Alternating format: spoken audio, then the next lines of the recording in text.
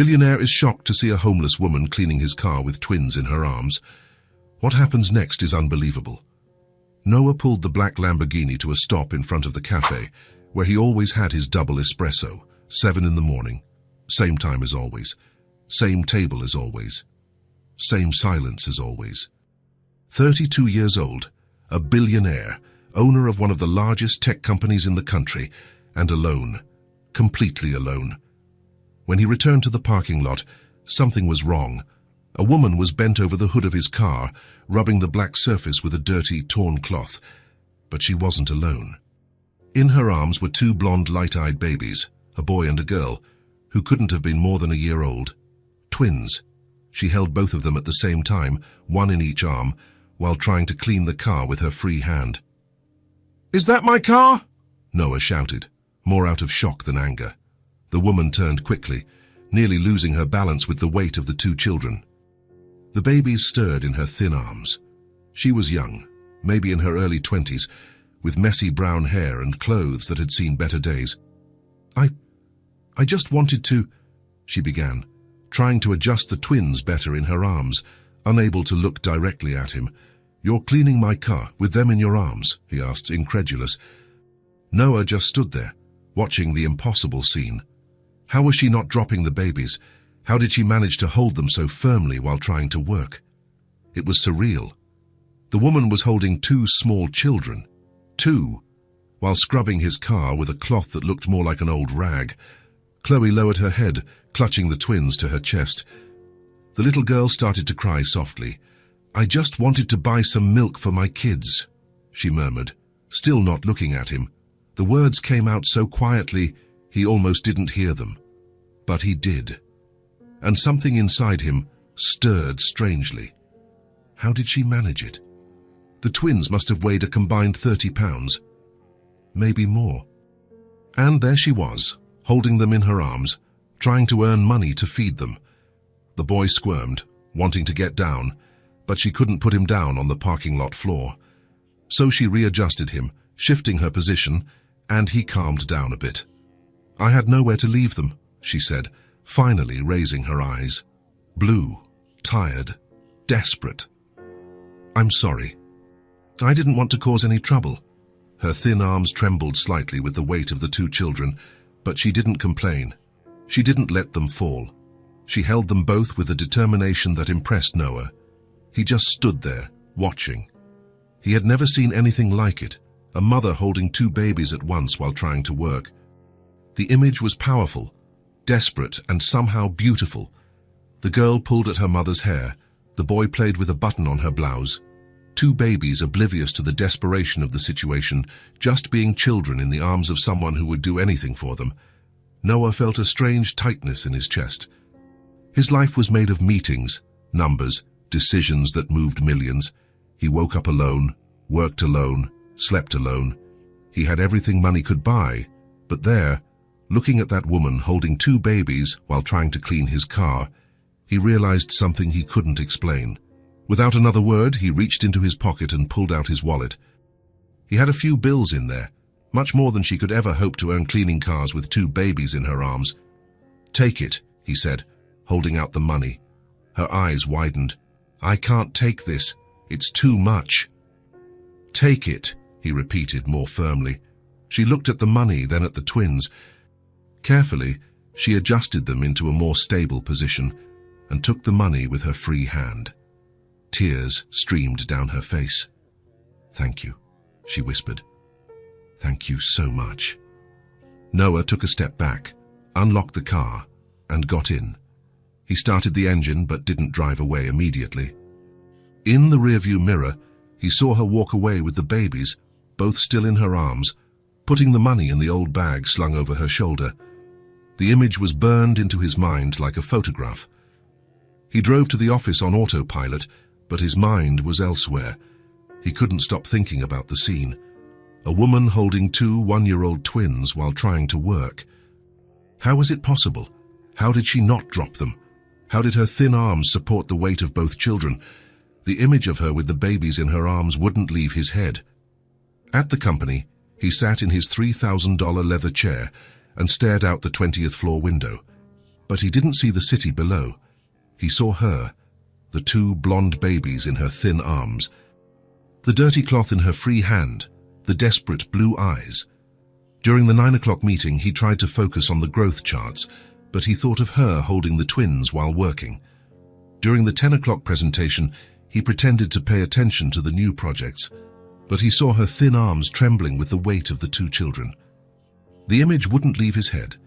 During the business lunch, he smiled at the right moments and said the right words, but he heard her voice whispering, "I just wanted to buy some milk for my kids," as if she were apologizing for existing. He went home that night, a huge, empty penthouse apartment in a ridiculously expensive building, and poured himself a glass of scotch. He sat on the balcony, but the glittering city below couldn't compete with the image seared into his mind. She was holding two babies at the same time, working like that, doing the impossible. The image wouldn't leave his head. How did she do it? How could a person hold two one-year-old twins and still try to work? He had trouble carrying a briefcase, and she was there with two children in her arms, cleaning cars.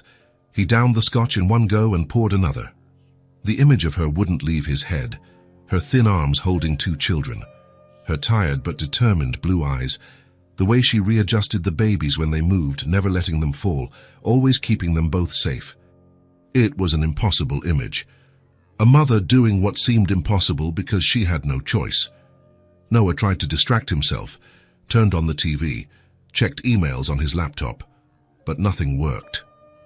The image of her with the twins in her arms kept coming back, like a movie playing on a loop in his head. Her whispering, "I just wanted to buy some milk for my kids," the two blonde babies in her arms, the dirty cloth in her free hand trying to clean his $200,000 car. The image wouldn't leave his head. At 32, he had built an empire.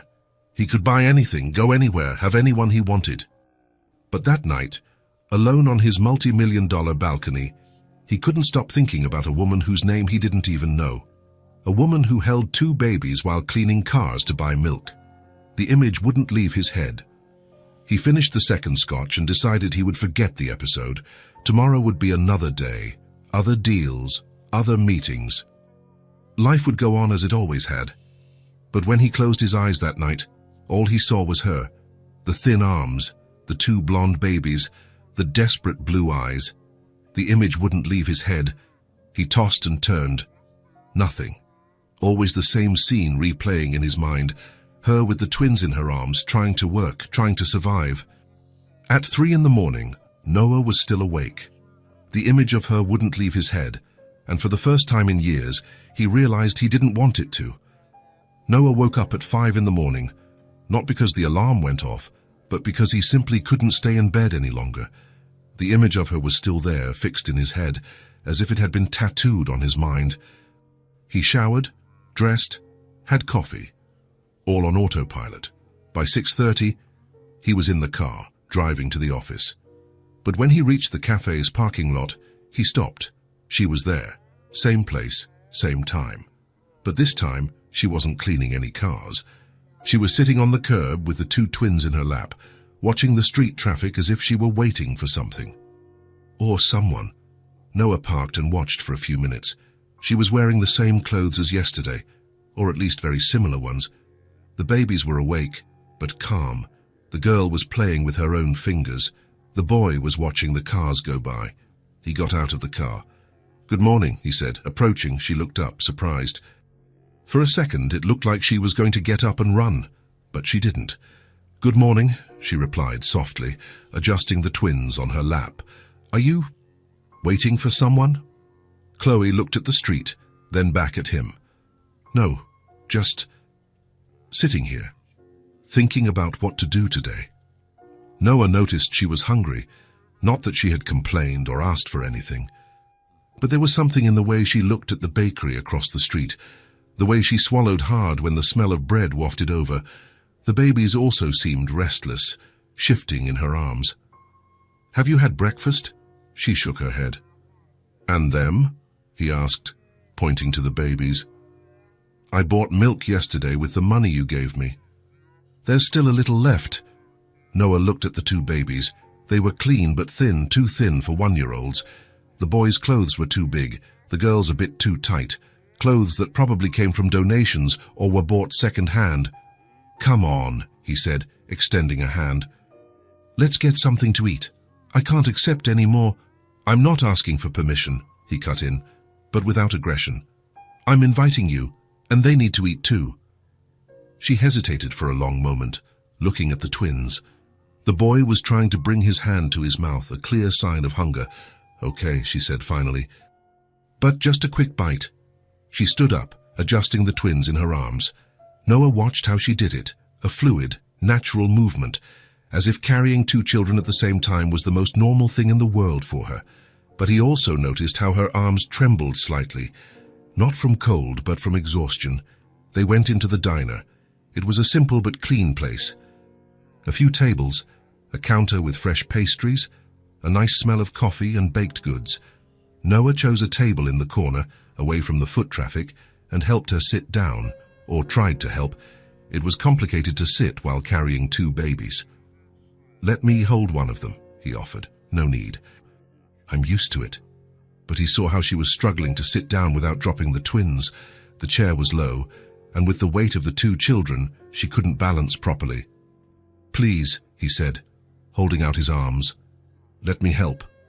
She looked at him, then at the boy in her arms. She hesitated. "He doesn't know you. He might cry." "It's okay. If he cries, you can take him back." Carefully, she passed the boy to Noah. The child looked at him with those huge, clear eyes, studying the unfamiliar face. He didn't cry. He just watched, curious, raising a tiny hand to touch his face. Noah didn't know how to hold a baby properly. He was afraid of squeezing too tight, or not enough. But the boy seemed comfortable, propped on his arm. He was light, much lighter than he expected, and warm. He had a sweet, clean baby smell. "What's his name?" he asked. "Ethan. And she's Emma," Chloe said, indicating the girl still with her. "Ethan and Emma," he repeated, looking at the boy in his arms. "Hi, Ethan." The baby smiled. A small but real smile. His clear little eyes sparkled. Noah felt a strange tightness in his chest. When was the last time someone had smiled at him like that, wanting nothing, without any ulterior motive, just smiling for the sake of it? A waitress came over. Noah ordered coffee, assorted pastries, fruit, juice, yogurt, cookies, more food than they could possibly eat, but he didn't care. He wanted to make sure there were options for the babies too. "So," he said, still holding Ethan, "what's your story?" Chloe settled Emma on her lap and gave her a small piece of bread to suck on. "There's not much to tell." "I have time," Noah insisted gently, "and I'm curious." She looked at him, as if deciding whether she could trust him. Emma was focused on the piece of bread, sucking on it happily. "I used to work at a clothing store in the mall. It wasn't an amazing job, but it paid enough to get by. When they were born, I took maternity leave. When I came back, they told me my position had been filled. Can they do that?" "Technically, no, but they came up with some excuse. Staff cuts, restructuring, that kind of thing." Chloe took a sip of her coffee and sighed, and then the hunt for another job began. "And then?" "I looked for other jobs, lots of them. I went to stores, restaurants, offices, even a factory, always the same story." She gave another piece of bread to Emma, who ate hungrily. "But who's going to hire me?" "I can't put them in daycare. It's too expensive. A good daycare costs more than a minimum wage salary. I don't have family to help. So you have to bring them with you," Noah finished. "Exactly. And then the conversation always ends the same way. 'Sorry, but we can't hire someone who needs to bring two kids to work,' as if I have a choice."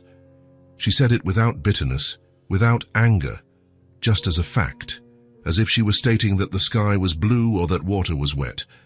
Ethan was trying to grab the glass of juice on the table. Noah moved it out of the child's reach, but let him play with a plastic spoon. "I look for a job, but who's going to hire me with two babies in my arms?" Chloe continued, giving Emma another piece of bread. "It's an impossible situation. I need to work to support them, but I can't work because I need to take care of them. And that's why you were cleaning cars." "That's why I was trying to clean cars," she corrected with a half smile. I'm not very good at it, as you probably noticed, but I thought maybe I'll know if I could get a few dollars here and there. Have you tried working from home? I've tried. Selling things online, doing freelance work on the computer, but with no money to invest, no good equipment, it's almost impossible. And even when I did get something, they need constant attention. It's hard to work when you have two babies wanting to be held all the time. Noah watched her feed Emma small pieces of bread dipped in milk. The girl ate slowly, but she ate everything. She was clearly hungry. Ethan was also watching the food with interest.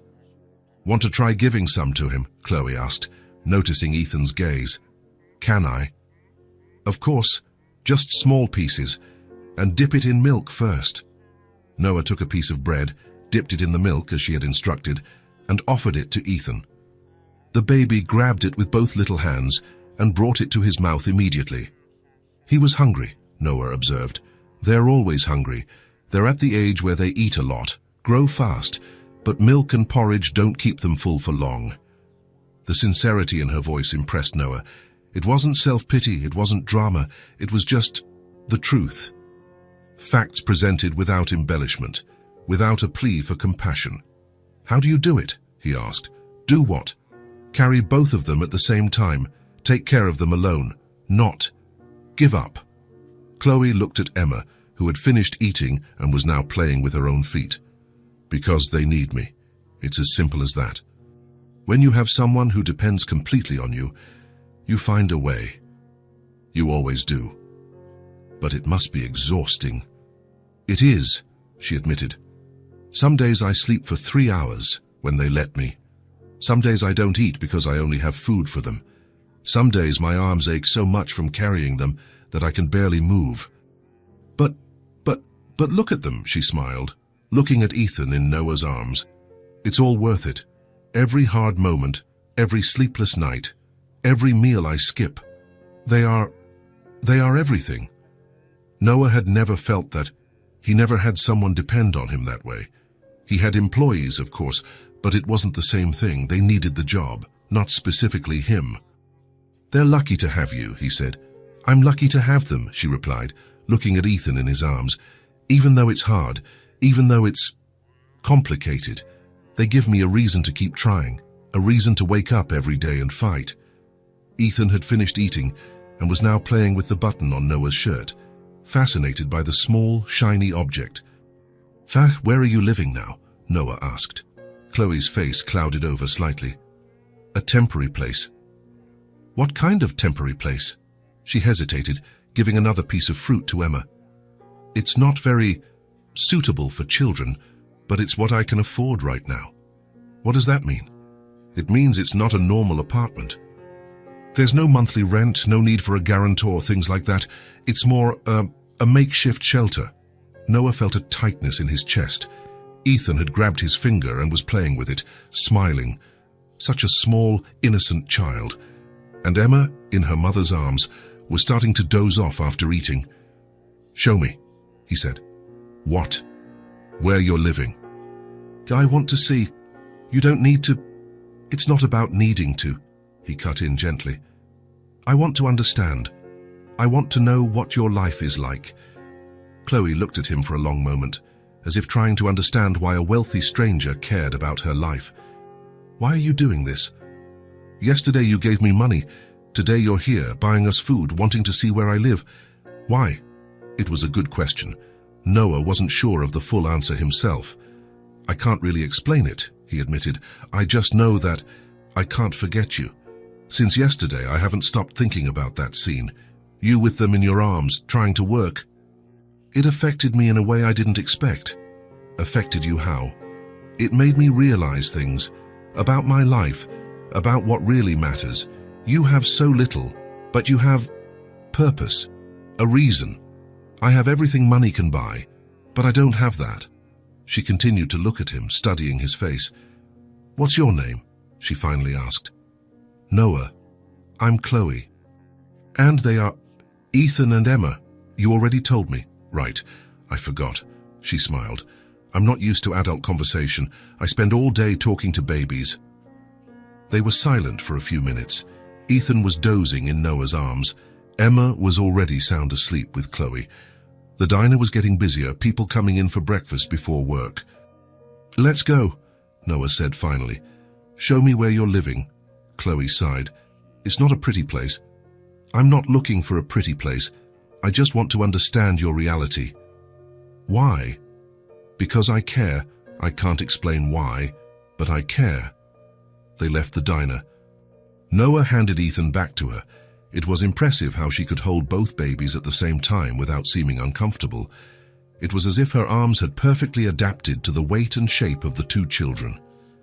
They walked a few blocks, leaving the more polished commercial area behind. The streets were dirtier, the buildings older. Some had broken windows, others were clearly abandoned.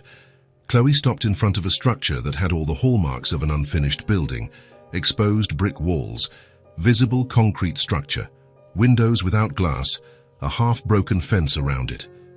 "This is it," she said, without looking at him. Noah looked at the building. It didn't seem safe even for adults, let alone for two small children. "You're living in there." "On the 3rd floor. There's a room that's not too bad, and it doesn't charge rent." "It doesn't charge rent because it's not meant to be inhabited," Noah said, incredulous. "It's what I can afford right now," she replied, still not looking at him. They entered the building. The floor was full of debris, electrical wires hanging down, a concrete staircase with no railing. Chloe climbed, holding both babies, stepping with extreme care. Noah followed her, his heart racing. A false step, a broken stair, and she could fall with both children. The 3rd floor was a dark hallway with several doorways. Most had no doors, just open gaps. Chloe opened one of the few remaining doors. The room was little more than an empty space, a few blankets on the floor forming a makeshift bed, a bag of clothes, 2 baby bottles on a cardboard box. A window without glass let in a cold wind and the sounds of the street. Noah stood at the door, processing the scene. It was worse than he had imagined, much worse. "Chloe," he said, his voice more serious, "I know it's not ideal." "Ideal?" He looked at her, then at the babies in her arms. "You and your children cannot spend another night here." "Noah, I appreciate your concern, but this isn't concern. It's reality. This is no place to live. Especially not with 2 children. But it's what I have right now." "No," he said firmly. "Get your things. You're coming with me." "What?" "You heard me. Get your things. You are not staying here one more night." Chloe stared at him, holding the twins tighter. "I can't accept this. You've already done too much. I don't know you. You don't know me." It's the right thing to do," Noah completed. "Look at this place, Chloe. Look at your children. They deserve better than this. You deserve better than this." She looked around the miserable room, then at Ethan and Emma in her arms. "What if you're dangerous? Then you take the kids and leave." "But that won't be necessary." "Why are you doing this?" Noah looked at her, at the 2 babies, at the room not fit for an animal. "Because everyone deserves a chance. And you deserve so much more than this." Chloe hesitated for a long moment. Noah could see the battle raging in her mind. The fear of trusting a stranger against the brutal reality of where she was living. "Okay," she said finally, "but just for a few nights, until I can find something else." "As many nights as necessary." She gathered the few things she had. Noah picked up the bag of clothes. It was everything she owned in the world. A few pieces of clothing, the baby bottles, diapers, a small blanket. They went down the precarious stairs again. Noah felt a huge sense of relief when they reached the street. He couldn't imagine how she went up and down those stairs every day carrying 2 babies. In the car, he helped her settle the twins in the back seat. There were no proper car seats, but they improvised with the seatbelt and some cushions. "Where are we going?" Chloe asked as Noah started the car. "My house." "What's it like?" Noah thought of the 3-story mansion, the pool, the gardens, the guest room that had never been used. "Big," he said simply, "and safe." As he drove, he glanced in the rearview mirror. Chloe was sitting between the 2 babies, a hand on each wart, whispering something softly, probably explaining that they were going to a new place, that everything was okay. And for the first time in years, Noah felt like he was doing something that truly mattered. The mansion's gate opened automatically as Noah approached. Chloe sat in silence in the back seat, looking out the window as they drove up the wide stone driveway. The property was immense, well-manicured gardens, a fountain in the middle of the circular entrance, the three-story house rising imposingly ahead. She swallowed hard. Noah parked in the garage and turned off the engine.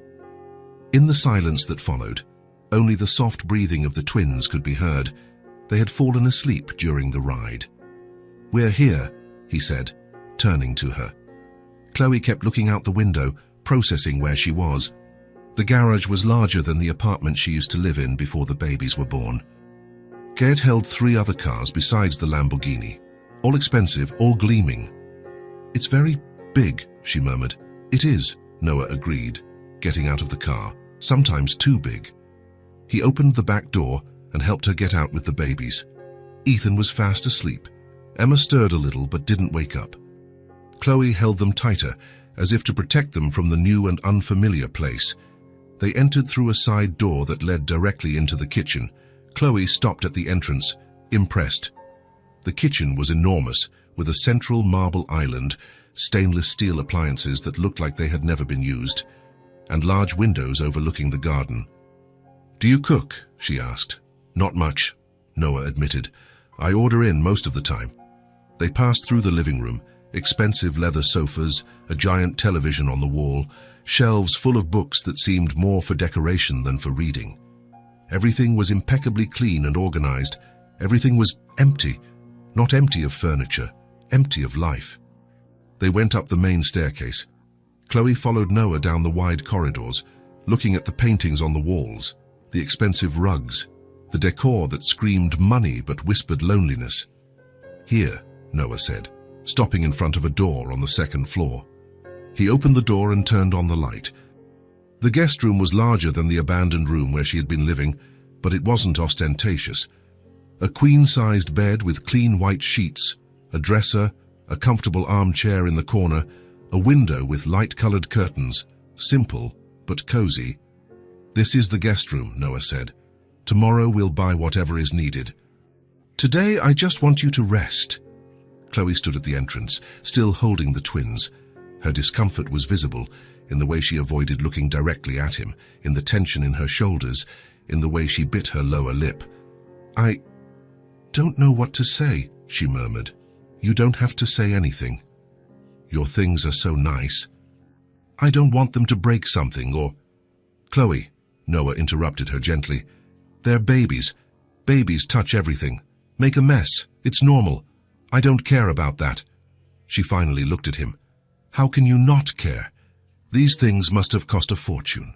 "So what? They're just things." "What?" "They're children." Noah showed her where the bathroom was, brought clean towels, showed her how the shower worked. Chloe listened to everything in silence, gently swaying to keep the twins asleep.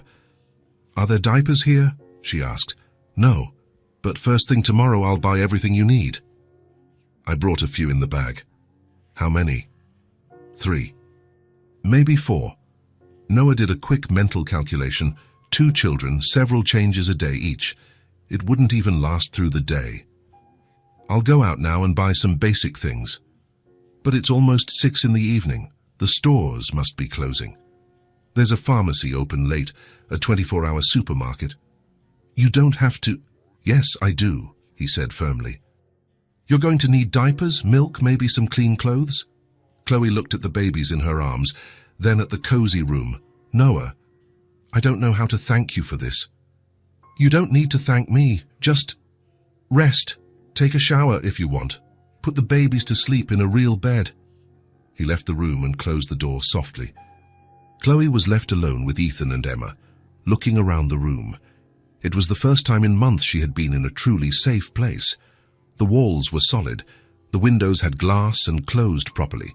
The floor had no holes. There was no noise of cars from the street. No shouting neighbors, no sound of sirens. Silence. Safe silence. She placed the twins on the large bed, making a barrier with pillows so they wouldn't fall. They continued to sleep, finally relaxed. For the first time in weeks, there was no tension on their small faces. Chloe went into the bathroom. Hot water came out of the shower immediately. Soft towels, nice-smelling soap, expensive shampoo. She took the longest shower of her adult life, letting the hot water wash away weeks of exhaustion and fear. When she got out, the babies were still asleep. She lay down on the bed next to them, a hand on each, and for the first time in months, maybe years, she allowed herself to relax completely. She was safe. They were safe. Noah returned from his shopping trip 2 hours later. He had gone to 3 different places, a pharmacy, a supermarket, and a department store that was still open. He didn't buy anything extravagant, just the essentials: diapers, formula, baby bottles, gentle baby soap. A few basic outfits in sizes he estimated would fit, instant porridge, and age-appropriate cookies. He went up the stairs quietly and stopped in front of the guest room door. He knocked gently. "Chloe." "Come in," a soft voice said. She was sitting on the bed, leaning against the headboard, with the 2 twins sleeping beside her. She had taken a shower, her hair was clean and combed, and she was wearing one of the less wrinkled outfits from her bag. "How are they?" Noah asked softly. "Sleeping soundly. I think they're exhausted." She looked at the bags in his hand. "Did you buy—" "Just some basic things," he said, placing the bags on the floor. "Diapers, milk, simple clothes." Chloe got up carefully so as not to wake the babies and opened the bags. Her eyes widened when she saw the amount of stuff. "Noah." "All this?" "It's just the basics. Enough diapers for a few days, milk, a few changes of clothes." "You didn't have to," she began, picking up a small, light blue onesie. "But I wanted to," he interrupted. She continued to look through the items, touching each one as if it were precious. Baby soap, gentle shampoo, a thermometer, even a few small, safe toys. And this must have cost a fortune. It cost what it needed to cost. Noah watched her as she organized the items. Every movement was careful, thoughtful. She separated the diapers by size, organized the clothes by type, and placed the baby bottles in a specific order. There was no waste in her gestures, no unnecessary movement. Diligent. That was the word that came to his mind. She was diligent with everything, with her children, with the few things she had, even with the things he had bought. "Can I ask you something?" Noah said. "Of course. How do you do it? Keep calm. Be so organized with everything, even in the situation you were in." Chloe looked at the babies sleeping on the bed. "Size, I don't have a choice. If I panic, who will take care of them? If I fall apart, they fall apart with me. So, you learn to be strong, even when you don't feel strong inside." "But do you feel strong inside?" She chuckled softly. "Never. I'm scared all the time. Scared I won't be able to take care of them properly. Scared I won't have enough money. Scared something will happen to me and they'll be left alone. But they can't know that." Noah watched her fold the tiny clothes.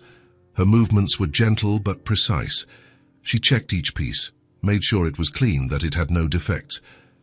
"You're an amazing mother," he said. "I don't know about that. I just do what I can." "It's more than that. I've seen how you are with them. Even in the toughest situation, you keep them safe, clean, fed. You sacrifice for them without a second thought." Chloe stopped folding the clothes and looked at him. "Any mother would do that." "No, not any mother would." Noah sat in the armchair in the corner. "You could have given up. You could have given them up for adoption, moved on with your life, that it would have been easier." "Never," she said immediately, with a firmness that surprised even herself. "I would never do that. They are my life." "Exactly. And that's what you don't realize. That determination, that strength. It's not something every person has." Emma stirred on the bed, making a soft noise. Chloe immediately stopped organizing and went to her, placing a hand on the girl's small chest. Emma calmed down immediately, falling back into a deep sleep.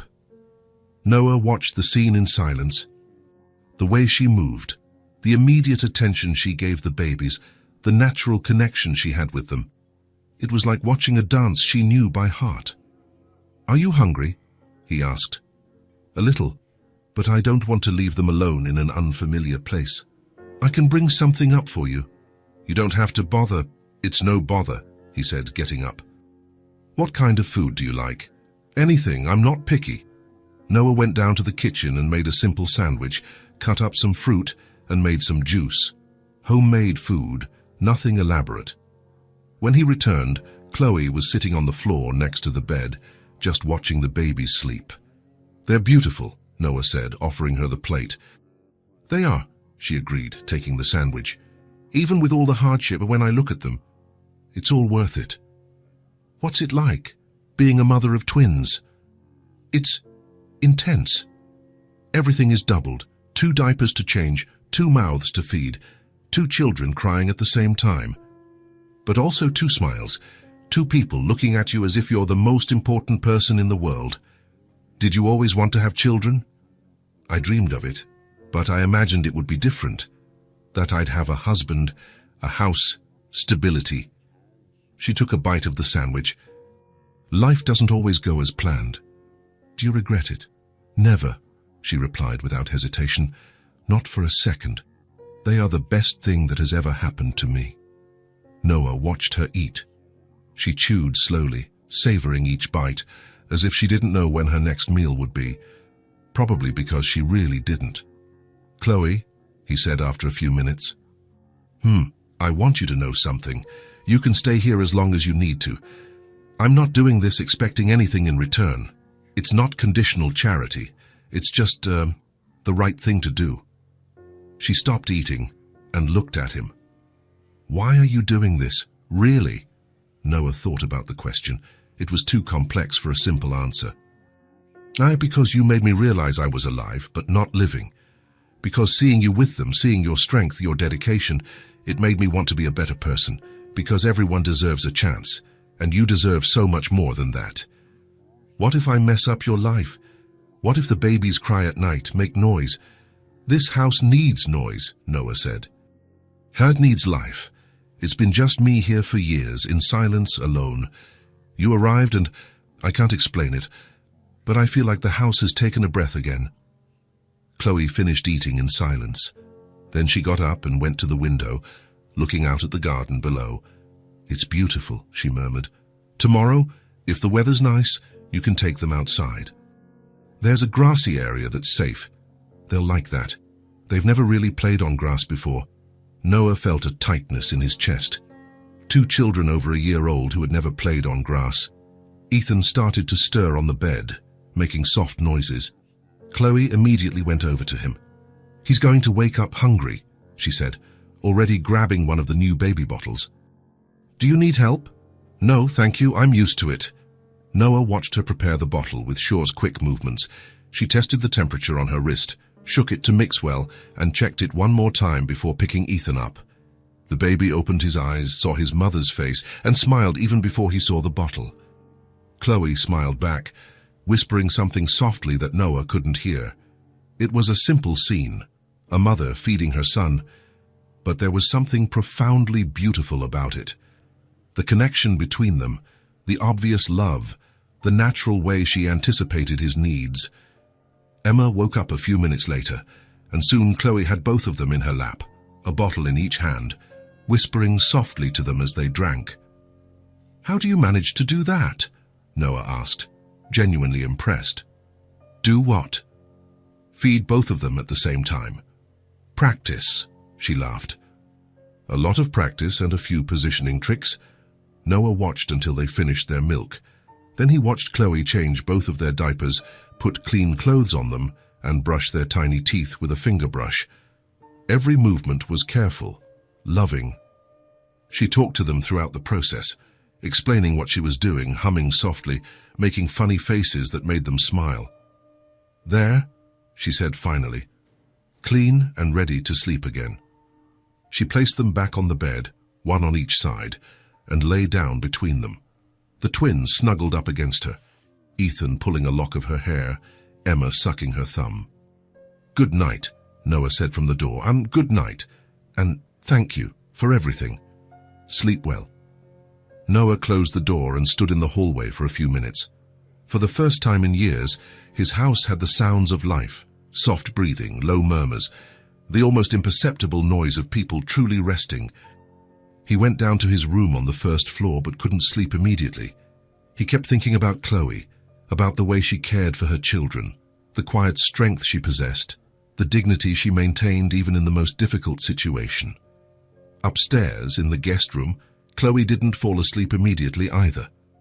She listened to the sounds of the house, the wind in the garden trees, the distant noise of cars on the street, the calm breathing of her children beside her. For the first time in months, she and her children were sleeping in safety. And for the first time in years, Noah's house was not empty. On Monday morning, Noah woke up to a different sound echoing through the house. It wasn't the usual silence. It was soft voices, gentle footsteps, the sound of water running upstairs, life. He showered and dressed for work, as he always did. But for the first time in years, he went downstairs with a certain curiosity about what he would find. In the kitchen, Chloe was preparing bottles, the two twins sitting on the floor near her. Ethan was playing with a wooden spoon. Emma was watching her mother's movements intently. "Good morning," Noah said. "Good morning," Chloe replied, turning with a smile. "I hope we didn't wake you. They wake up early." "You didn't. I always wake up at this time." "Want some coffee?" "I made a pot." Noah stopped. It had been years since someone had offered him coffee in his own home. "Thank you." She poured a mug and handed it to him.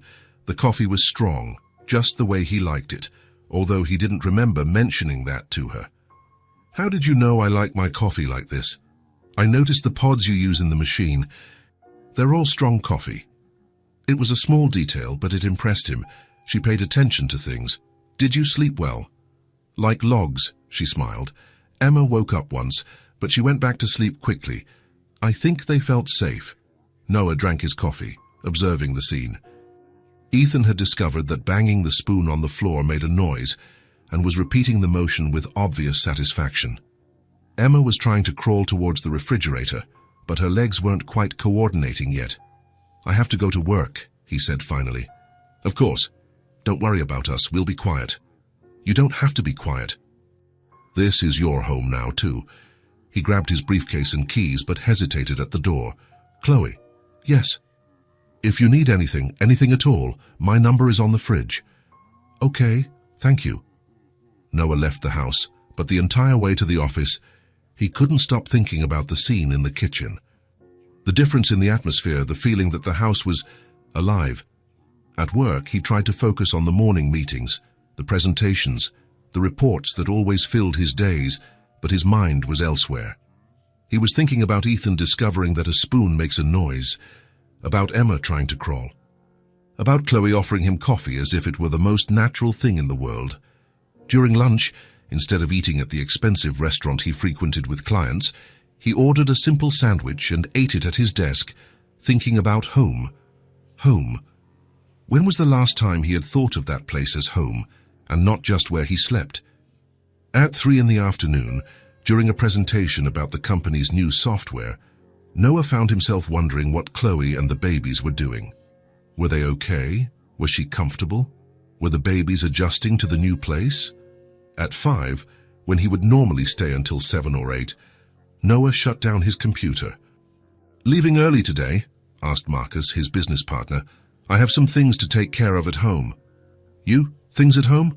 Marcus laughed. "What's this miracle?" Noah didn't answer, just grabbed his things and left. On the way, he stopped at the supermarket and bought a few things. Fresh fruit, bread, something for dinner. He didn't know if Chloe had cooked anything, but he wanted to make sure there was enough food. When he got home, he was greeted by a smell he hadn't smelled in years, the smell of home-cooked food and sounds. Sounds his house had never had. Children's laughter, voices talking, the clatter of pans in the kitchen. Noah parked in the garage and stood there for a moment, just listening. His house was alive. He entered through the kitchen and found a scene that left him speechless. The table was set for 2. There was a pot on the stove, from which the wonderful smell was coming. The 2 twins were on the living room floor, playing on the rug that had never been used for playing. Ethan was crawling back and forth. Emma was sitting and playing with some plastic kitchen utensils. And Chloe was at the sink, washing a dish, humming softly. "Hi," he said. She turned. smiling. "You're home early today." "Yeah, I wanted to come home." The words came out before he could think. I wanted to come home. Not I wanted to leave work. Not I wanted to end the day. I wanted to come home. "I hope you're hungry. I made a simple stew." "You cooked? I hope you don't mind. I found some ingredients in the pantry, some vegetables in the fridge." "I don't mind. It's just that no one has cooked here in a long time." "Well, now someone does." She smiled. The boys loved the smell. They stayed in the kitchen the whole time while I was preparing it. Noah looked at the twins on the rug. Ethan had managed to get on all fours, rocking back and forth as if preparing to crawl for real. Emma was drooling on a plastic spoon, completely focused. They seem happy. They're loving the space. They can crawl freely. They don't have to be held all the time. Chloe dried her hands and approached him. "And you? How was work?" No one asked about his work, ever. He would come home, eat something alone, work a little more on the computer, and sleep. No one cared if his day had been good or bad. It was different. I kept thinking about you guys, thinking about us. If you were okay, if you needed anything, if the babies were adjusting. Chloe looked at him with a strange expression. "Say it's been a long time since someone worried about me like that. It's been a long time since I had someone to worry about." They looked at each other for a moment, until Emma let out a cry of joy at managing to throw the spoon far away. They both laughed. "I'm going to change and I'll be right down," Noah said. "Dinner will be ready." Noah went up to his room but took longer than necessary to change. He stood at the window, listening to the sounds coming from downstairs, Chloe talking to the babies, explaining what she was doing. The babies responding with babbles and giggles. His house had the sounds of a family. When he came down, the table was set. The stew smelled incredibly good. There was fresh bread, even a simple salad. "This looks delicious. It's my grandmother's recipe. I hope you like it." They sat down to dinner. The twins continued to play on the rug, but now Ethan had discovered he could move forward by leaning on his elbows and was determined to reach a toy that was far away. "He's going to be crawling soon," Noah observed. "He will, Emma too, they're at that age." Chloe served the stew. "I hope you don't mind the noise they'll make when they can move properly." "I don't mind. This house needs noise." Noah tasted the stew. It was delicious, real food, made with care, with just the right amount of seasoning. "This is amazing. Thank you. It's been a while since I cooked properly. It's nice to have a fully equipped kitchen." They ate in relative silence, but it wasn't an uncomfortable silence. It was punctuated by the sounds of the babies playing, by casual comments about the food, by moments of watching Ethan trying to reach the distant toy. "Chloe," Noah said after a while. Thank you. For what?" "For this," he gestured around. "For the food, for the tidy house, for the life. My house didn't feel like a home until now." Chloe stopped eating and looked at him. "What do you mean?" "I mean, I lived here, but I didn't live here. It was just a place where I slept between workdays. But now—" He paused, searching for the right words. "Now I wanted to come home. I wanted to see you. I wanted to know how your day was." "And how do you feel about that?" "Different," he admitted. "A good different." Emma managed to sit up on her own and clapped her hands, proud of her achievement. Chloe and Noah smiled at the same time. "She's getting more independent every day. And Ethan too, look at him." Ethan had finally reached the toy and was examining it with the seriousness of a scientist studying a new discovery. "They're growing up," Chloe said with a mix of pride and melancholy. "Does that make you sad?" "A little. Every phase that passes doesn't come back. But I'm also happy. It means I'm managing to take care of them properly.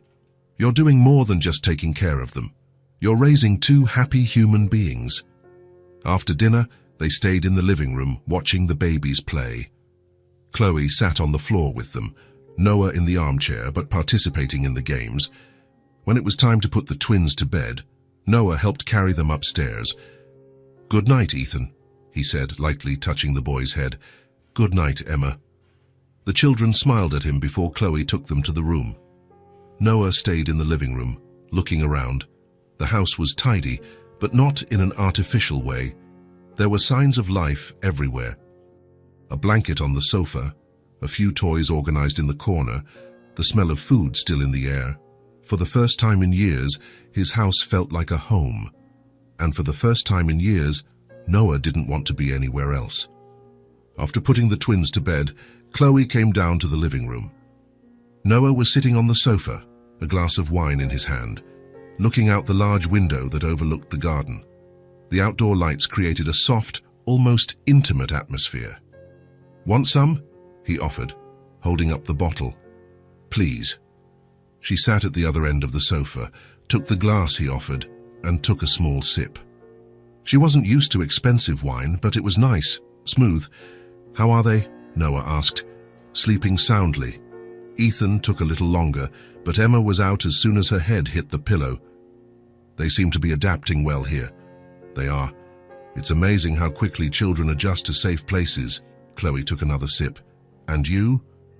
Are you adjusting well to having 3 invaders in your house?" Noah smiled. "They're not invaders. And yes, I'm adjusting better than I imagined." They sat in silence for a few minutes, drinking wine and listening to the nightly sounds of the house. It was different from the silence before. It had life even though it was quiet. "Noah," Chloe said finally. "Yeah, can I ask you something?" "Of course." She hesitated, swirling the glass in her hands. "Why did you do all this for me?" The question hung in the air between them. Noah knew it would come eventually, but he still wasn't sure how to answer it completely. "To us, what do you mean? You took me out of that horrible place, brought us to your home and bought things for the babies, treated us like family. Why? You don't even know me." Noah looked at her. Chloe was different since they had arrived, more relaxed, less tense. Her hair was down, falling over her shoulders, and she was wearing a simple blouse he had bought. She was beautiful. Not just beautiful, she was at peace. "At first, it was just help," he said finally. "I saw you in that situation, with 2 children, and I thought it was the right thing to do. Any decent person would have done the same. But you stayed. And He paused, searching for the words. "I started to like the silence with you here." "The silence?" "The different silence. Before, my house was dead silent. Now it's alive and silent, if that makes any sense." Chloe studied him with her gaze. "It does. And I started to like the living house, coming home and knowing you're here, smelling food, hearing you talk, seeing toys scattered around the living room." He took a sip of his wine. "I started to like your presence." The last words came out quieter, almost a whisper. Chloe looked at him, surprised, touched. There was something in the way he said "your presence" that made her realize it wasn't just about charity or kindness. "My presence, your presence," Noah repeated, looking directly at her. "The way you take care of the babies, the way you organize things, the way you make this house feel like a home, the way you are." Chloe felt something stir in her chest. It had been a long time since someone had seen her like that. Not as a desperate mother, not as someone who needed help, not as a problem to be solved, just as her, "No one has ever," she started, then stopped. "What?" "No one has ever seen me like this before. As a person. You know? Since the babies were born, I'm always the single mother, the woman with 2 kids, the one who needs help." She looked down at her hands. "You look at me like I'm just Chloe, because you are just Chloe, who also happens to be an amazing mother, but first you're Chloe." For the first time in a long time, she felt seen. Not judged, not categorized, not defined by the circumstances of her life. Seen. "Thank you for that," she said softly. "You don't have to thank me for seeing the obvious."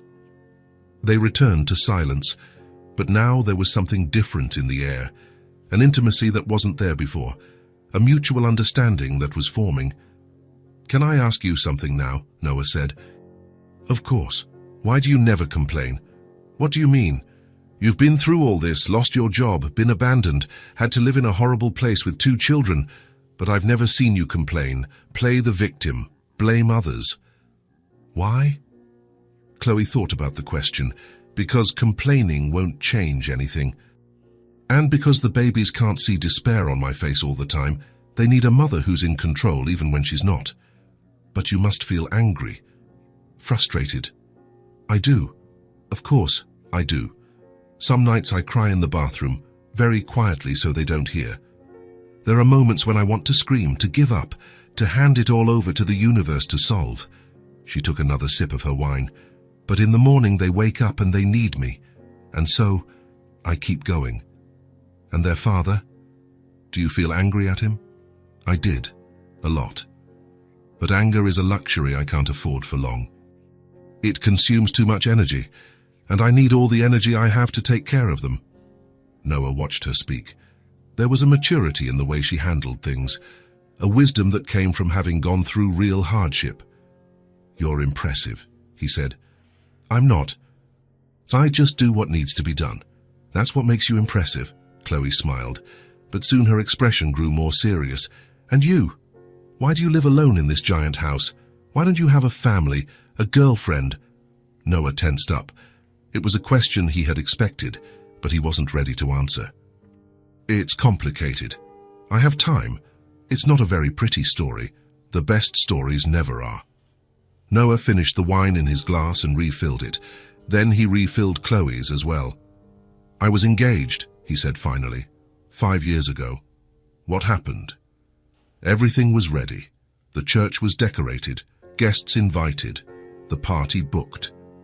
I was at the altar waiting for her to show up. He paused, swirling his wine. She never showed up. She left you at the altar. Literally. I got a text from her when she was already an hour late. It said she had met someone else, that she couldn't marry me, that it was better this way. Chloe felt her heart ache. Oh my God, Noah. I'm so sorry. The worst part wasn't even the humiliation in front of all the guests. The worst part was finding out later that she had been with another guy for 3 months. 3 months, Chloe. And I was planning a wedding, talking about kids, about the future. That must have been devastating. It was. But you know what was even worse? Finding out that some people knew, and no one told me. I stood there playing the fool, while half the world knew my fiancé was cheating on me. Noah got up and went to the window, his back to her. After that, I closed myself off. I decided I would never let myself be that vulnerable again. I would never trust someone like that again. I promised myself I would never love again. And did you succeed? You never felt anything for anyone again. I did. For 5 years, I didn't let anyone get really close. I went out with some women, but nothing serious, nothing that could hurt me. And now, Noah turned to her. Now I'm confused, because you came into my life and messed everything up. I'm sorry. No, it's not. I'm sorry. It's... He returned to the sofa. It's that I wasn't prepared to feel again. Feel what? Connection. Caring. The desire to protect, to take care of. The desire to come home and find you here. Chloe watched him speak. There was something vulnerable in the way he expressed himself, as if he were admitting something dangerous. You didn't stop feeling, she said softly. What? You didn't stop feeling? You were just scared. There's a difference.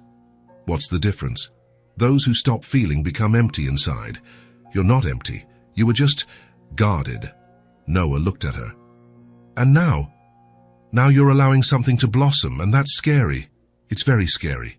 Because this time it matters. When something doesn't matter, we're not afraid of losing it. And does this matter? Chloe looked at him, really looked. She saw the man who had pulled her out of a desperate situation without asking for anything in return, who had bought diapers and milk for children who weren't even his, who had turned an empty house into a living one just because they were there. It matters, she said softly. To you too.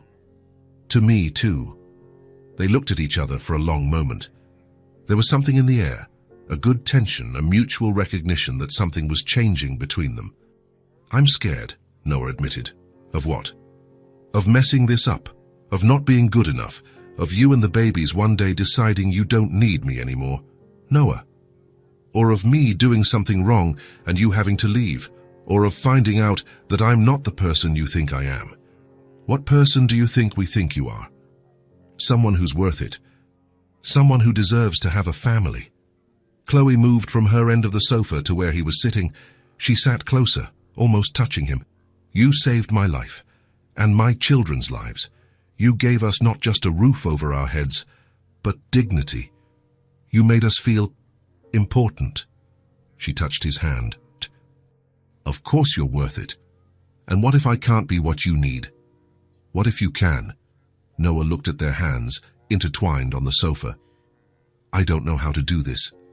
It's been so long since I've felt this for someone. You don't have to know. We'll figure it out together. Together. If you want to. Noah looked up at her. I do. I'm scared, but I do. Then it's okay to be scared. I am too. Of what? Of not being enough for someone like you. Of you one day realizing we're just baggage in your life. Of it being just gratitude and not something real. Chloe, look at me. She looked. This is real. I don't know what it is exactly. I don't know where it's going, but it's real. How do you know? Because when I come home and you're here, I feel like I'm where I'm supposed to be. Because when I look at you taking care of the babies, my chest feels tight in a good way. Because for the first time in years, I wake up thinking about someone other than myself. Chloe felt tears in her eyes. I wake up thinking about you too. Really? I wake up wondering if you slept well, if you'll like the coffee I made, if you'll come home from work early. She smiled through her tears. It's been a long time since I cared about someone other than my children. Noah raised his free hand and gently touched her face. I don't know what we're doing. Me neither. But can we figure it out together? We can. They stayed like that for a moment, hands intertwined, faces close, silently admitting that something had irrevocably changed between them. Upstairs, one of the babies made a small noise in their sleep. Chloe automatically turned her head towards the sound, ready to go up if necessary. Go, Noah said. See if everything's okay. No need. It was just a dream. They do that. Are you sure? I'm sure. But the moment of intimacy had passed. Reality returned. She was a mother. She had responsibilities. She couldn't just forget the rest of the world. It's late, she said. I should go to sleep. You should. But neither of them moved. Noah. Yes. Thank you for telling me about what happened to you. Thank you for listening without judging. Thank you for seeing me as a person. Thank you for letting me be a part of your lives. Chloe finally stood up. Good night. Good night, Chloe. She paused on the stairs and turned back. Noah. Yes? This thing that's happening. It's worth being a little scared for. Why? Because it means it really matters. And with that, she went up to her room, leaving Noah alone in the living room, processing a night that had changed everything between them. For the first time in 5 years, he was allowing someone to truly enter his life. And for the first time since the babies were born, Chloe was allowing someone to truly enter hers. Noah woke up to the sound of soft music coming from the garden. It was 8 o'clock on a Saturday morning, and he usually slept in on weekends. But the gentle melody drew him to his bedroom window. Chloe was on the lawn with the twins, singing a lullaby while they played with dry leaves that had fallen from the trees. Emma was sitting, trying to put a leaf in her mouth, while Ethan crawled in circles around his mother. Chloe's voice was soft, maternal, full of love. She sang as if it were the most natural thing in the world, as if there were no place in the universe she would rather be. Noah just stood there, watching. There was something magical about the scene. The morning sun filtering through the leaves of the trees, Chloe in a simple t-shirt and loose hair, the babies discovering new textures. It was a common, everyday scene, but it touched him in a way he didn't expect. She sings softly to them, he thought, as if it's the most precious thing she could do with her time. After a few minutes, he went down to the garden. Good morning, he said, approaching the group. Good morning, Chloe smiled, stopping her song. Did we wake you? No. The sound is beautiful. Emma saw Noah approach and held out her little arms to him, a toothless grin lighting up her face. He picked her up, impressed by the naturalness of the gesture. "She's warming up to you," Chloe observed. "And I to her. To both of them, actually." Ethan had found a small twig and was examining it with the concentration of a scientist. Noah sat on the grass next to Chloe, Emma on his lap, and they watched the baby's morning discoveries. "They're changing," Noah said. "What do you mean?" "More relaxed, smiley. They look like normal children playing in a garden, not children who have been through hardship. Children adapt quickly when they feel safe. They know they're protected here." Noah watched Ethan, who was now trying to break the twig into smaller pieces. The boy's determination was admirable. "How do you do it?" he asked. "Do what?" "Have so much patience with them. I see them trying the same thing 50 times, failing, trying again, and you never get irritated, never lose your cool." Chloe chuckled softly. "So you didn't see me yesterday when Emma threw porridge on the wall 3 times in a row. And what did you do?" "I took a deep breath and cleaned it up 3 times. "Because she's 1 year old, Noah. She doesn't know she can't throw food on the wall. She's just exploring cause and effect. Still, it must be tiring." "It is. Sometimes it's exhausting. But look at them." She pointed to Ethan, who had managed to break the twig and was now examining each piece. "Every little discovery is a miracle to them. How can I get annoyed with miracles?" Emma started to get restless on Noah's lap. Chloe took her back and placed her on the grass next to her brother. "They play together without even realizing it," Noah observed. "Our twins do that. They have a different connection. Sometimes I wake up in the middle of the night and they're both awake in the crib, talking in a language only they understand." "Talking?" "They babble to each other, like they're sharing secrets." Noah watched the babies for a few more minutes. There was something hypnotic about the way they interacted with the world. Everything was new, everything was interesting, everything deserved a full investigation. "Chloe," he said finally. I always thought my life was already complete." She looked at him, curious about where the conversation was going. "I had my company, my house, my routine. I thought I was self-sufficient, that I didn't need anything else.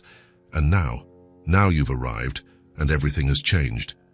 The words came out more seriously than he intended. Chloe stopped watching the babies and focused on him. "Changed how?" "It's changed everything. The way I see this house, the way I see my days, the way I see the future." Noah picked up a leaf from the ground and twirled it between his fingers. "Maybe I don't understand everything I'm feeling, but I know I want you around." "Noah, not out of charity, not because you need help." He looked directly at her. "Because I want you to be. Because when you're not here, I miss you. Because when you are, everything makes more sense." Chloe was silent for a long moment, processing his words. "And does that scare you?" "A lot, but not enough to make me want it to stop."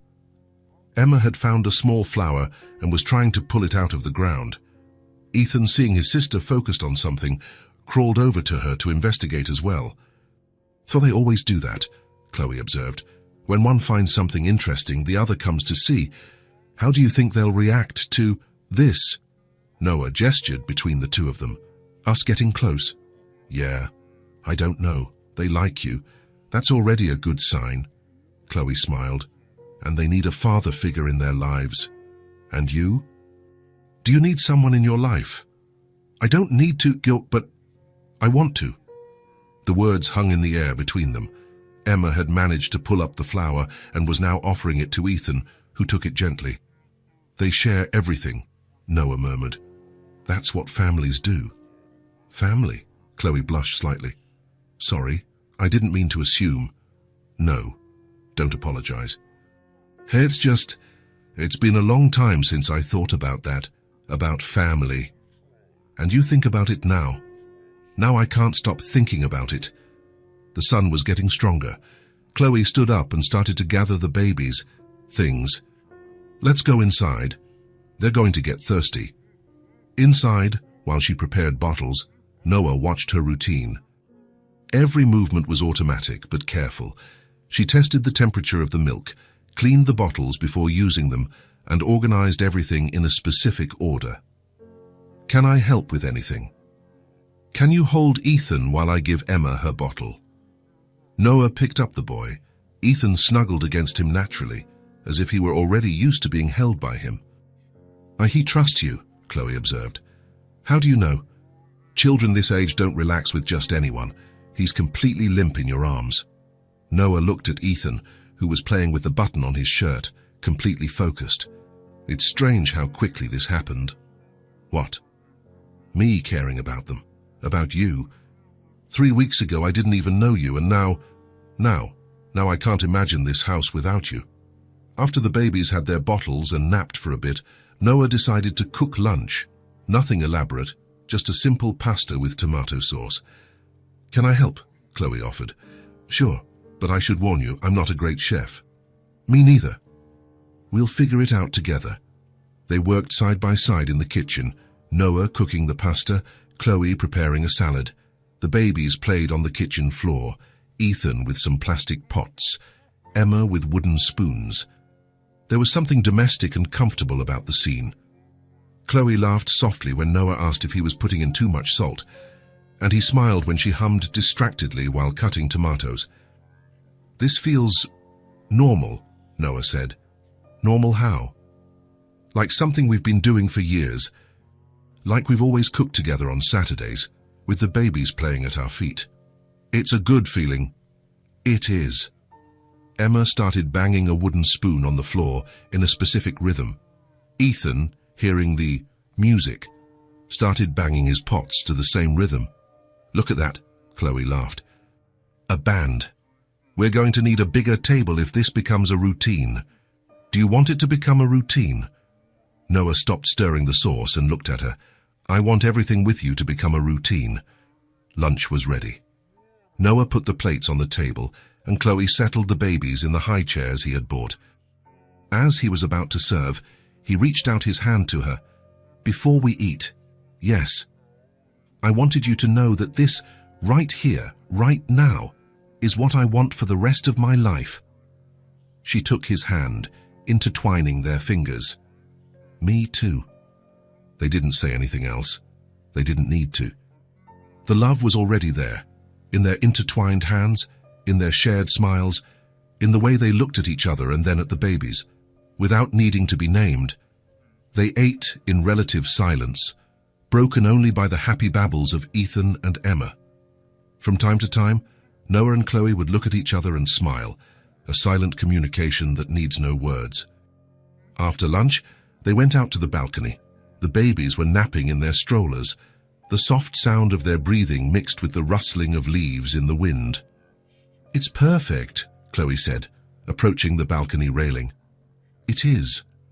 Noah stood behind her, hesitated for a moment, then gently placed his hands on her shoulders. "Chloe?" "Yes. I don't really know how this happened, how we went from strangers to this, what? To a family, because that's what we are now, right? A family." She turned to look at him. "Is that what you want? An instant family with a woman and 2 babies that aren't yours? I want you just as you are with everything you bring. I want to wake up every day knowing you're here. I want to cook on Saturday mornings and hear you singing in the garden. And the babies. Do you want to be their father? I already feel like their father. I don't know when it happened, but when Ethan smiles at me, my chest swells with pride. When Emma holds out her little arms to me, I feel like I'm the most important person in the world to her." Chloe rested her head on his shoulder. "They already see you as a father. And you? How do you see me? As the man who saved our lives, as the person who turned our desperate situation into something beautiful, as the man I fell in love with without realizing it." There, a wordless promise was born, a promise that they would try, they would build something together, they would be a family, not because circumstances brought them together, but because they chose to stay together. Noah kissed the top of her head gently. "So that's it. We're a family." "We are," Chloe agreed. And for the first time since the babies were born, she allowed herself to believe that the future could be not just safe, but happy. In their strollers, Ethan and Emma slept soundly, unaware that their lives had just changed forever. A week after their conversation on the balcony, Noah woke up with an idea. It wasn't just an idea, it was a project, a plan. Something that had been growing in his mind ever since he realized that Chloe and the babies were no longer guests, but family. After breakfast, while Chloe was playing with the twins in the garden, he went up to the 3rd floor. There was a room there that had always been used as a storage space. Old boxes, furniture he didn't use. Things accumulated over the years, but the room had something special. 2 large windows that overlooked the garden, natural light all day long, enough space to be transformed into something important, a home. Noah spent the entire morning up there, moving heavy boxes, cleaning accumulated dust, planning every detail, imagining what the perfect space for Chloe and the children would be like. "What are you doing up there?" Chloe asked when he came down for lunch, sweaty and covered in dust. "A project," he said, washing his hands at the sink. "I'll need to go out this afternoon." "Will you be okay on your own?" "Of course. But what kind of project?" "You'll see," he replied. "It's a surprise." She looked at him curiously, but didn't press. One of the things Noah admired most about her was how she respected his personal space, even while living in the same house. In the afternoon, he went to several stores. Not expensive stores, not designer furniture. Simple stores with practical and beautiful things, a comfortable double bed, but not over the top. A light wood wardrobe, a small, functional dresser. For the babies, 2 cribs that could be converted into beds when they grew older, thinking about the future, about permanence. A fluffy rug for them to play on, some low shelves for toys, a rocking chair for long nights, paint for the walls, a soft shade of blue-gray, simple white linen curtains that would block the light when needed, 2 comfortable armchairs near the larger window, with a small table between them, a place for nightly conversations, for reading. He spent 3 days organizing everything. He hired painters, furniture assemblers, cleaners. Chloe would ask about the noises upstairs, but he always said, "It's not ready yet." On the 4th day, everything was finished. "Chloe," he called, coming down the stairs with his heart racing. "Yes?" "Can you come up here? Bring the babies too." She came up with Ethan and Emma in her arms, curious. Noah was standing at the door to the 3rd floor, as nervous as he had been in years. "Close your eyes," he asked. "Noah, trust me." "I always trust you," she said, closing her eyes. He guided her into the room, positioning her in the center of the space. "So you can open them." Chloe opened her eyes and was left completely speechless. What was once a dusty storage room was now a complete bedroom suite. Cozy, but not luxurious. The bed was covered with simple but high-quality white sheets. The dresser had a few small plants on top and a simple mirror on the wall. The 2 windows were open, letting in natural light and a breeze from the garden. The curtains swayed gently. In the children's area, the 2 cribs were positioned so that Chloe could see both from the bed. The rug on the floor was colorful but in soft tones. Low shelves with a few organized toys, the rocking chair in the corner. The armchairs by the window created a perfect little reading nook. "Noah," she whispered. "It's yours," he said, his voice thick with emotion. "I know the guest room was fine, but this is permanent. This is a real home." Chloe put the babies on the new rug and walked slowly around the room, touching things gently. She ran her hand over the dresser, tested the softness of the bed, looked out the window. "You did this for us. I did this for our family." She stopped in front of the window that overlooked the garden. Below, she could see where they used to play in the morning, where she sang to the babies. "This house is yours too," Noah said, approaching her, "because now we're a family." Tears started to stream down Chloe's face, but they weren't the familiar tears of despair, of fear, of uncertainty. They were completely different tears. Tears of relief. Relief at finally having a place in the world that was truly hers. Relief at no longer having to worry about where they would sleep tomorrow. Relief at having found not just security, but true love. "Don't cry," Noah asked, getting closer. "I can't stop," she laughed through her tears. But this time it's not because I'm scared. Why then? Because of relief, because of gratitude, because of pure happiness. She turned to him, still crying but smiling. No one has ever done something like this for me.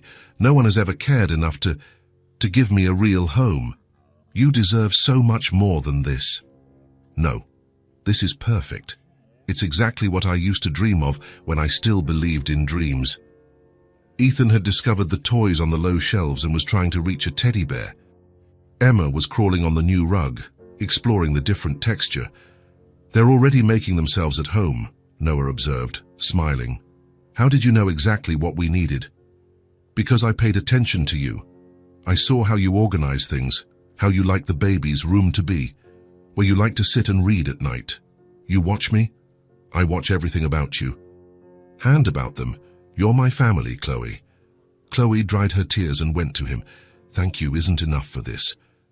You don't have to thank me. We're family. Family takes care of each other. We are, she agreed, smiling. We're a real family. That night, they slept for the first time in the new room. The babies adapted immediately to their new cribs.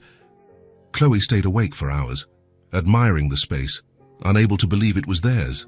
Hers. Theirs. Forever. 6 months later, the house had found its own soul. A soul made of family routines, of everyday love.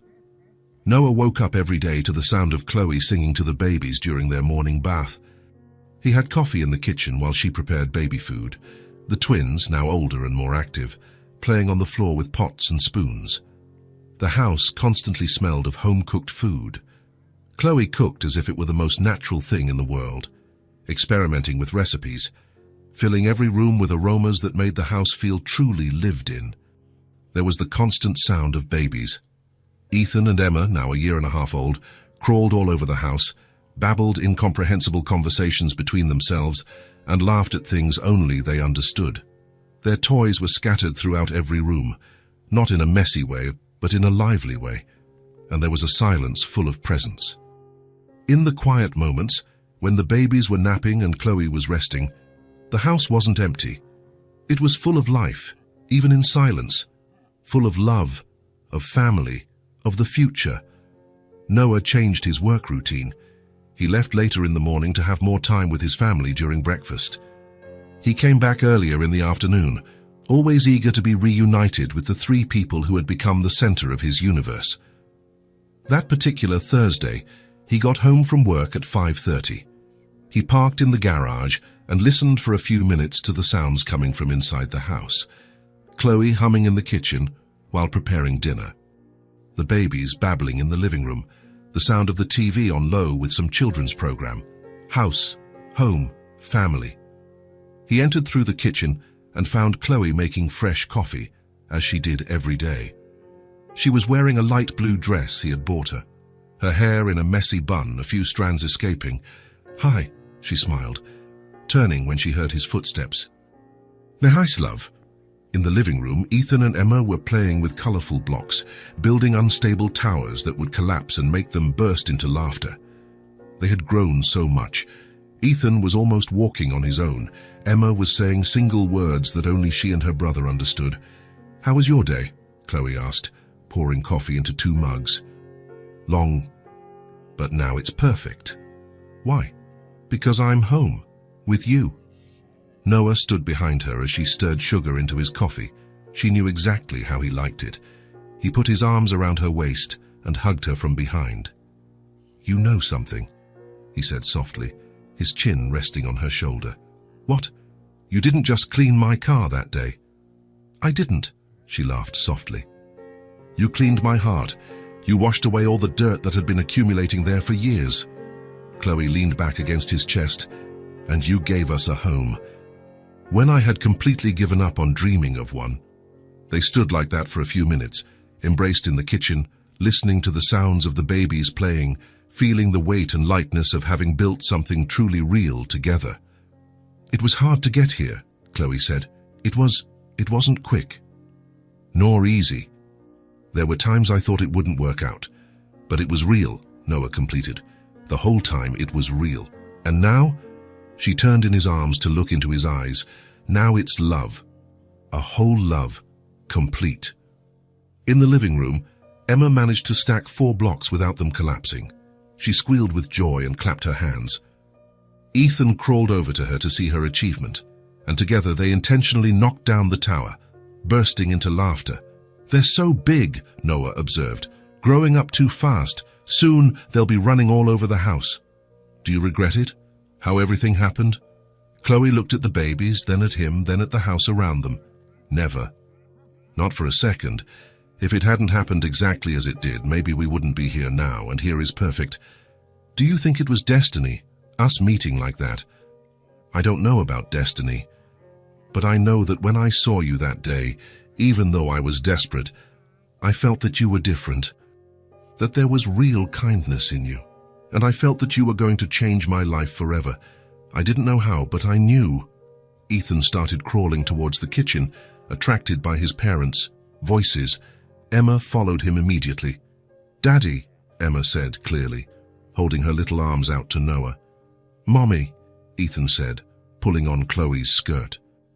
"Come here, my loves," Noah said, picking Emma up. Chloe picked up Ethan. The 4 of them stood there in the kitchen, embraced, a family formed from the most unlikely circumstances, but now as solid as a rock. "Daddy and Mommy," Emma repeated, touching Noah's face. "That's right, my love," he said, kissing the girl's forehead. "Daddy and Mommy. Forever." That night, after putting the babies to bed, they sat on the balcony with a glass of wine, watching the stars. "You know I love you, right?" Noah said suddenly. "I know, and you know I love you too." "How long have you known?" "I think since the day you insisted on seeing where I lived.